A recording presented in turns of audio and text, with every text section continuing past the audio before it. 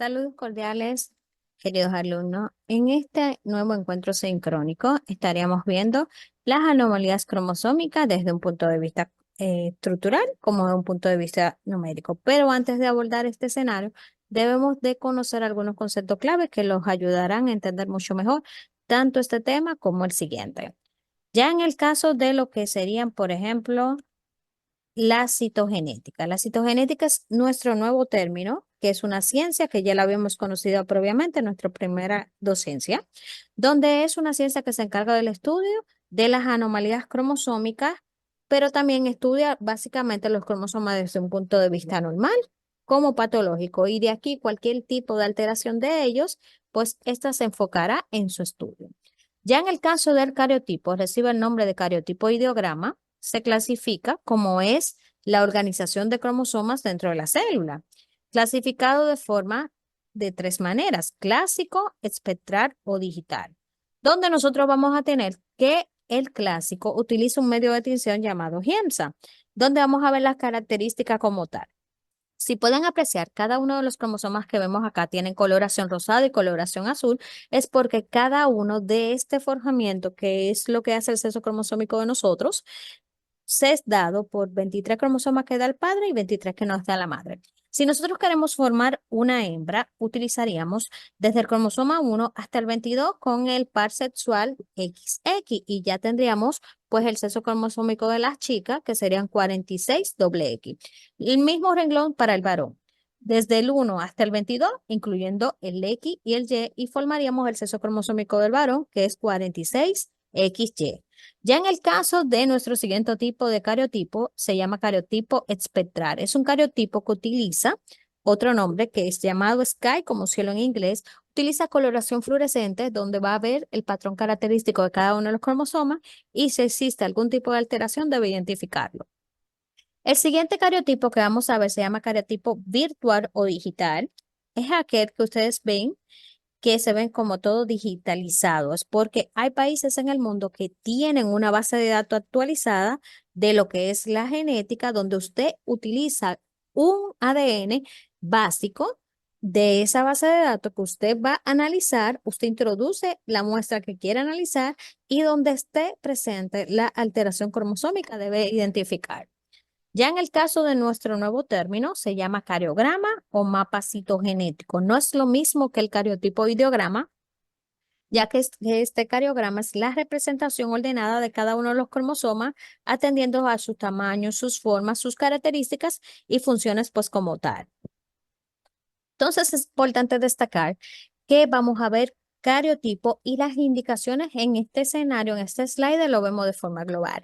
Luego lo veremos a lo largo pues de la vida, donde tendremos básicamente que la edad materna y paterna avanzada es de gran relevancia, donde una edad de más de 35 años implica riesgo, porque vamos a ver síndromes asociados a la edad de madre avanzada y a la edad del padre de forma avanzada, destacando que a nosotras, a las mujeres, nos dan nombres por todo, en el sentido de que si tenemos hijos por primera vez a la edad de 30 años, nos llaman primogestañosa, y a la edad de 35 años, pues nos llaman gestantes añosa o embarazo de alto riesgo.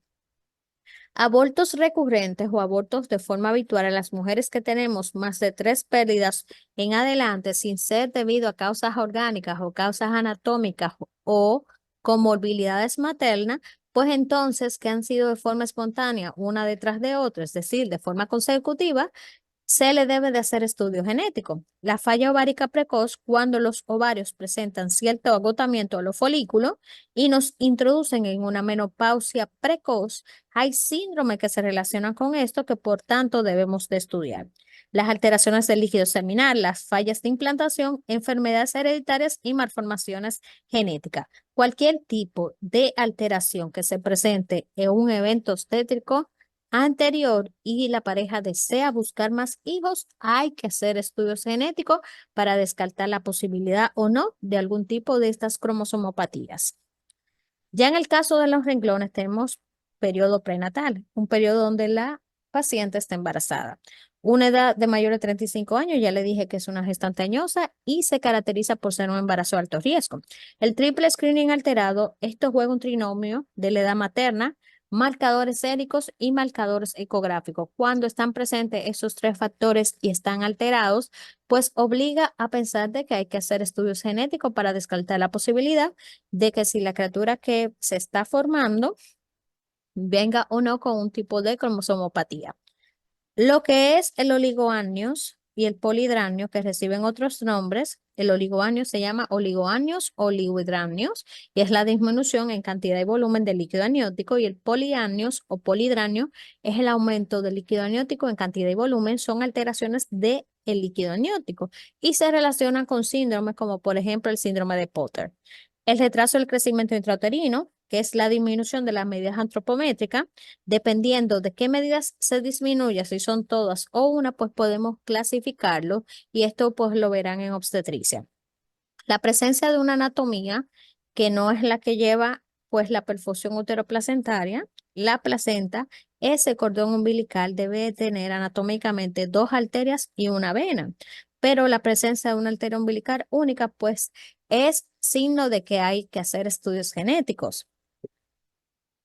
La presencia de hallazgos ecográficos de cromosomopatía, como por ejemplo la ausencia de lo que es el hueso nasal o la falta de osificación, nos hace pensar que esa criatura viene con un síndrome de Down, o la presencia de un depósito de líquido linfático detrás del cuello fetal nos hace pensar que la criatura pues viene con un síndrome de Turner, que son síndromes ambos que vamos a manejar en nuestro próximo encuentro.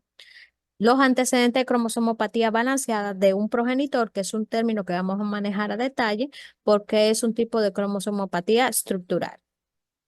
Ya en el renglón del periodo neonatal, malformaciones mayores aisladas pero compatibles con la vida, la presencia de tres o más defectos congénitos menores pero igual compatibles con la vida, un recién nacido con rasgos dismórficos. Los rasgos dismórficos son rasgos que son propios de cada síndrome, que el solo hecho de ustedes verlo sospechan de un síndrome, es eminente que hay que hacer el estudio genético, o un recién nacido con genitales ambiguos que no se pueda definir fenotípicamente si es del sexo femenino o del sexo masculino, es eminente que hay que hacer el estudio genético. O un parto con producto muerto de causa inexplicable. Primero hay que descartar en todo la causa orgánica, si la madre tiene una patología de base y si la tiene y si estuvo descompensada. Si no es el caso, entonces hay que hacerles estudios genéticos a esa criatura. Igual, una muerte neonatal donde un producto que se formó bien durante todo su embarazo, nació bien sin ninguna alteración, pero muere en lapsus de menos de una semana, pues es eminente que hay que hacer el estudio genético. Ya en el periodo de la lactancia es un periodo donde los niños se supone que a medida que las van pasando en los meses, deben de ir agarrando ciertas destrezas. Entonces, ustedes ven que tienen dificultad del aprendizaje y tiene con esto sumado rasgos dismórficos y retraso psicomotor, donde las criaturas primero gatean, se sientan, se paran, corren, caminan antes de. Entonces, todo tipo de retraso en ese desarrollo, que es lo que se considera dentro de un punto de vista fisiológico, entonces motiva a hacer estudios genéticos. Ya en el periodo preescolar, en este periodo nosotros tenemos que analizar varios factores, dentro de los cuales si ustedes ven un trastorno del crecimiento, claro, descartando previamente el factor, si no está envuelto socioeconómico, pues entonces hay que hacer estudios genéticos. Un retraso psicomotor, rasgos dismórficos, entonces toda esta sumatoria de factores obliga a hacer estudios genéticos como tal. Ya dentro del periodo pues, de la lactancia tenemos la presencia de ginecomastia, que es la presencia de mamas en el sexo masculino. Hay síndromes que se relacionan con este hallazgo, como también hay patologías cancerígenas que se pudiesen relacionar con el mismo y el hallazgo apareciendo en un adolescente del sexo masculino.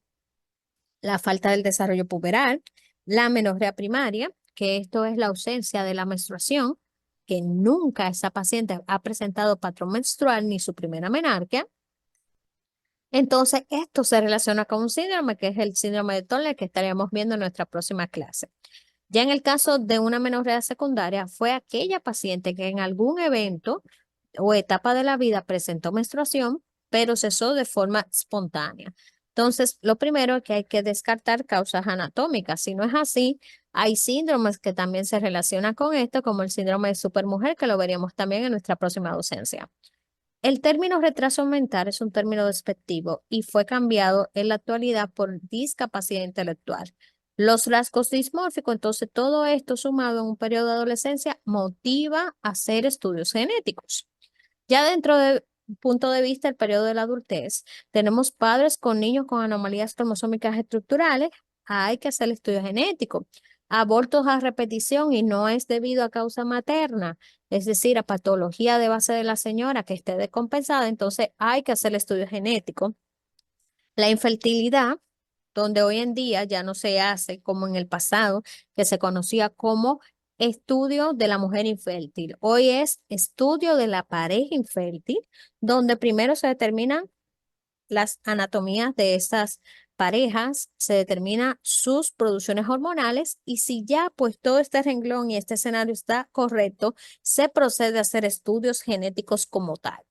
Ya en el caso del diagnóstico prenatal, por ejemplo, las determinaciones de líquido amniótico y la biopsia de corio, ambos son estudios diagnóstico prenatal invasivo. Para obtener líquido amniótico se utiliza una amniocentesis, que es un estudio invasivo, que lo veremos en otra clase, y tanto esto como la biopsia de corio, que también es un estudio invasivo, ambos deben requerir pues ciertas edades de embarazo, ciertas características, acompañamiento pues de un ultrasonido por la introducción de una aguja de cierto calibre que veremos en otras docencias.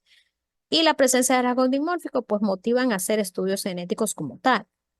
Ya estos son pues todas las indicaciones a lo largo de la vida, desde el embarazo hasta el periodo de la adultez.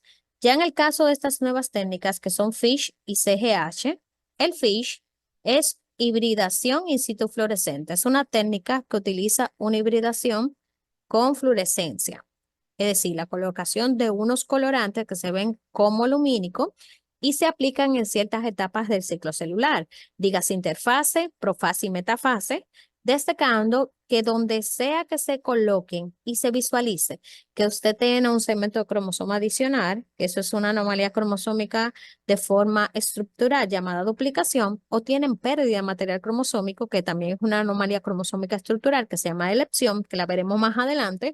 Entonces, en este escenario, pues vamos a tener básicamente estas identificaciones. Ya es diferente con lo que es la hibridación genómica comparada. Aquí utilizamos nuestro ADN control y utilizamos el ADN que vamos a analizar.